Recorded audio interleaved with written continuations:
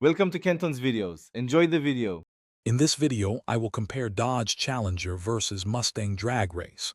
We'll explore the thrilling rivalry between these two iconic American muscle cars.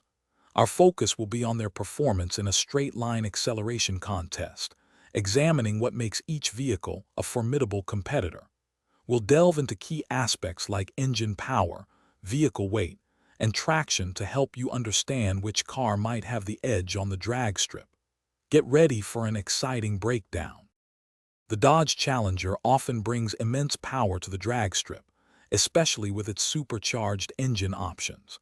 Many top-tier Challengers can produce over 700 horsepower, giving them a significant advantage in raw straight-line speed. Its robust and heavier build contributes to stability during high-speed runs, and wider rear tires help put all that power down effectively. This makes the Challenger a true force to be reckoned with in a quarter-mile sprint. On the other hand, the Ford Mustang offers a different approach to drag racing success. It's typically lighter than the Challenger, which significantly improves its power-to-weight ratio and overall agility.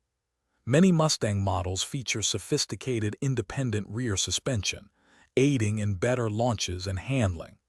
With powerful V8 engines often producing over 450 horsepower and quick-shifting transmissions, the Mustang is incredibly responsive and can achieve impressive quarter-mile times. So which car is better in a drag race?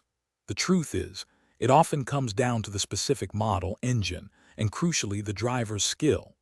A top-tier Challenger with its immense horsepower might edge out a Mustang in a pure straight-line sprint. However, a lighter, well-launched Mustang can certainly hold its own, especially with its responsive handling.